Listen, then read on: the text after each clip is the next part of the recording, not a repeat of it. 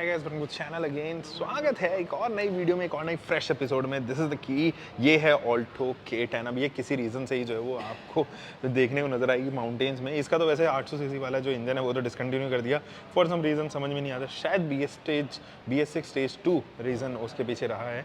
लेकिन इस Alto K10 के अंदर ऐसा क्या है जो आपको इसको कंसिडर करना चाहिए। देखो आज भी जो है उन सब पाइनों में खड़ी होती है जिनमें आपको चाहिए डेली कम्यूट। एक बहुत बड़ा एडवांटेज इसका मिलता है जब आपको डेली कम्यूट चलना है और आपको एक सेकेंडरी कार चाहिए, आपको एक प्राइमरी कार के तौर पे इसको नहीं रखना। तो ये परफेक्ट एग्जांपल है। क्यों? क्योंकि ये रखेगी आपको सेफ। अब आप बोलोगे यार मारुति सुजुकी है, कहाँ से सेफ, ये वो 10 चीज़ें। लेकिन अगर आप कम्यूट कर रहे हो एक बाइक के साथ में, any day it is going to be a safer option. और वहाँ पर आती है ये ऑल्टो K10। हालांकि जब आप ऑल्टो K10 के बारे में बात करते हो तो इसकी ना CNG ऑप्शन ज़्यादा प्रेफरेबल रहता है। रीज़न बिंग, जब आप डेली कम्यूट चलते हो तो आपको आपके पास में इसका ऐसी गाड़ी होती है जो ज़्यादा माइलेज भी दे रही है। अब देखो ये जो गाड़ी है वो माइलेज के लिए तो फेमस है। देखो 23 किलोमीटर पर लीटर ही माइलेज देगी आपको पेट्रोल में। लेकिन अगर आपको लंबा चलना है, आपको पेट्रोल ओनली चाहिए, तो इसकी कीमत स्टार्ट हो जाती है 3,99,000 रुपये में। आपने बिल्कुल सही समझा, 5,61,000 रुपये में इसका पेट्रोल। अब कैसे है ये सेफ, उसके बारे में ज़रा बात कर लेते हैं। देखो जब हम बात करते हैं ना इसको टू व्हीलर्स के साथ में, जो कम्यूट कर रहे हैं दो टू व्हीलर्स के साथ, तो वो एक ऑल्टो K10 को ज़्यादा प्रेफर करेंगे। क्योंकि एक तो ये सस्ती पड़ेगी। आप 1.5 लाख रुपए डाउन पेमेंट करो, इसको उठा लो 4 लाख रुपए का। अगर हम यहाँ पे 9% के रेट ऑफ इंटरेस्ट से देखें तो तकरीबन 8,300 रुपये के करीब जो है वो EMI बनती है। Any day would be a better option जब आपको अपने दोस्तों के साथ में भी चलना हो, या सिटी में चलना हो, सेकेंडरी कार के ऑप्शन पे चलना हो, या सेफ भी हो और अपनी परिवार को भी लेके चलना हो।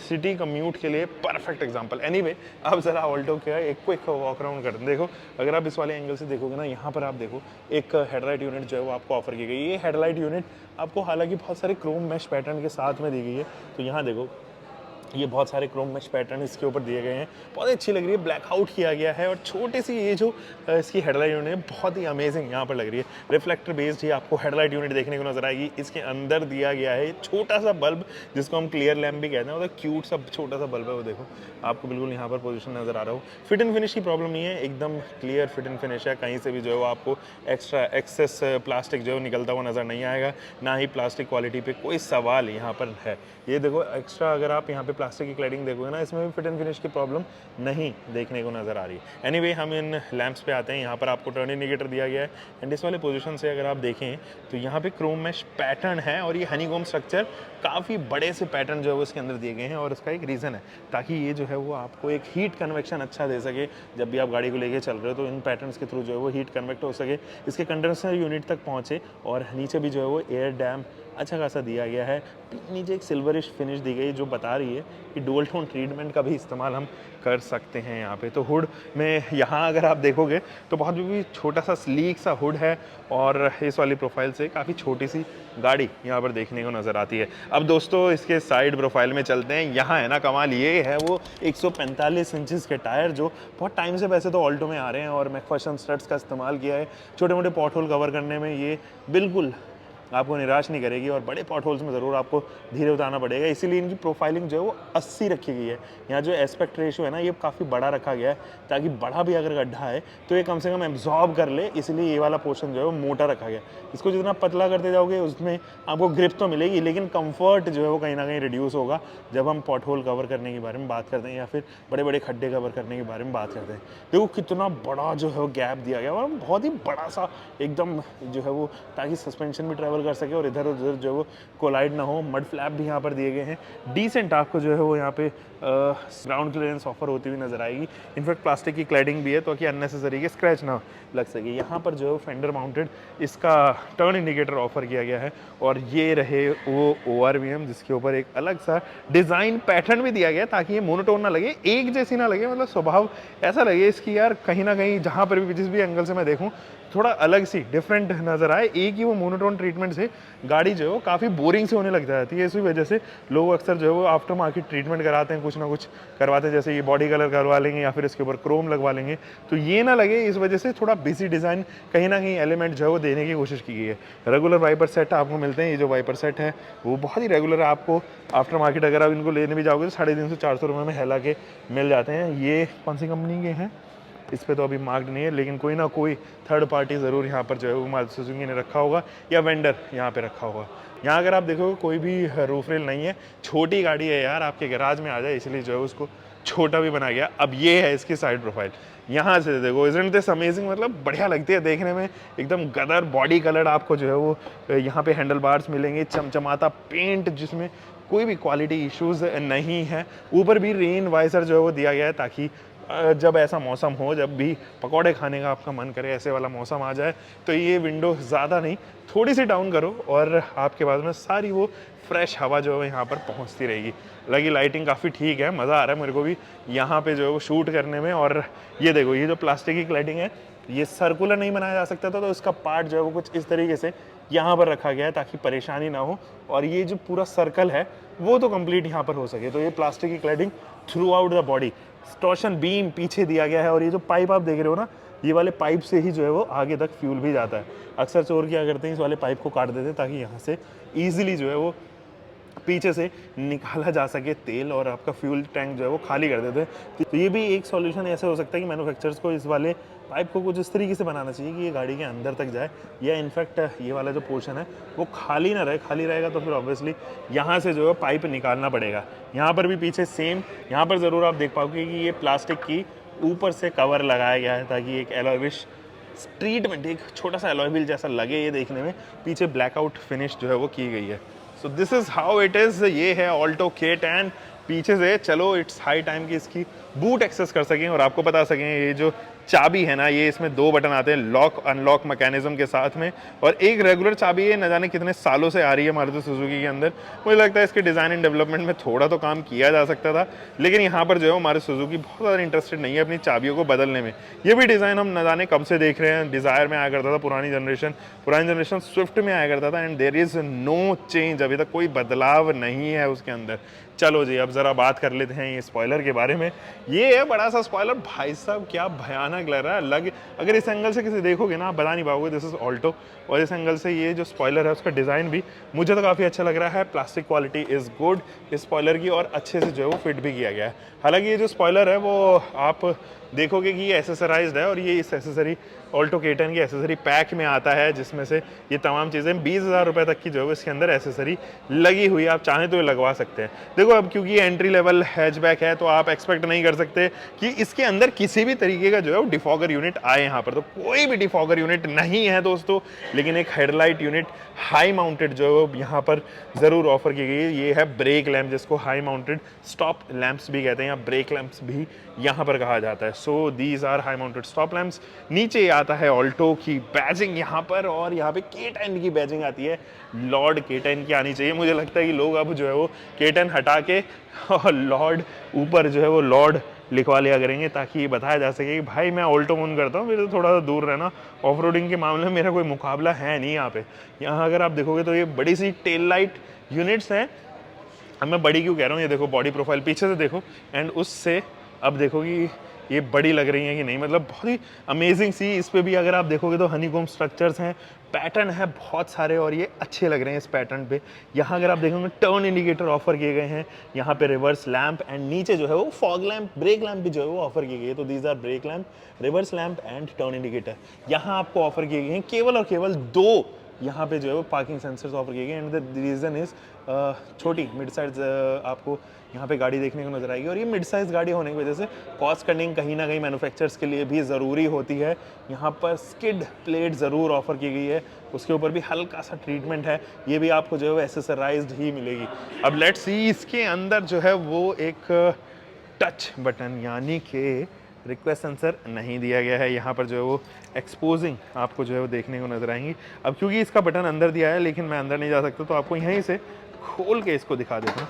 There you go, this is the boot space. अब आप चाहो तो इसको खरीद सकते हो CNG में भी, जिसमें बूट कंप्लीटली कॉम्प्रोमाइज़ होगी, बट ये जो बूट है वो ठीक है, मतलब इससे शिकायत नहीं है। बहुत सारा सामान आप इसके अंदर रख सकते हो, एटलीस्ट 2 से 3 सूटकेस तो बड़े इजीली जो है वो आ जाएंगे। तो लॉन्ग ट्रिप भी करोगे तो भी नहीं है, ओकेजनल अगर आपकी लॉन्ग ट्रिप हो रही है और केवल कम्यूट के लिए नहीं लेना चाहते, तो ये गाड़ी एक परफेक्ट सॉल्यूशन उन लोगों के लिए है जिनको सेकेंडरी गाड़ी भी चाहिए, जिनको ऐसी गाड़ी चाहिए कि ज़्यादा जो है वो मेरा यहाँ पे खर्चा ना कराए ये गाड़ी। लोडिंग लिप ज़रूर एक सवाल है जो यहाँ पर पैदा होता है। लोडिंग लिप की समस्या रहेगी, आपको सामान उठाना और फिर वापस रखना, क्योंकि मेरी हाइट जो है वो 5 फुट 10 इंच है, उस हिसाब से मेरा हाथ यहाँ तक जा रहा है। इसके बाद मुझे बेंड होना ही पड़ेगा। अगर आपको लगता है कि bending is an issue for you, तो हल्का सा वो इफेक्ट ज़रूर डालेगा। कोई भी 60/40 में स्प्लिट होने वाली यहाँ सीट्स नहीं दी गई हैं। चलिए अब थोड़ा सा दिखाते हैं आपको, और इस वाले प्रोफाइल से भी अगर आप देखोगे तो this is the Alto K10, जिसे हम लॉर्ड ऑल्टो भी बोलते हैं। क्या इंजन स्पेक्स है उसके बारे में भी जानेंगे, लेकिन पहले चलते हैं इसके इंटीरियर्स में, चेक करते हैं इंटीरियर्स में क्या क्या ऑफर किया गया है, कैसी कैसी फिट एंड फिनिश है, एंड उन तमाम चीज़ों के बारे में बात करेंगे। So this is the interior. यहाँ से अगर आप देखोगे तो बहुत ही छोटा सा कैबिन है, कॉकपिट आप इसको कह सकते हो, छोटे से कॉकपिट है, बहुत सारे बटन्स भी आपको देखने को नजर आएंगे।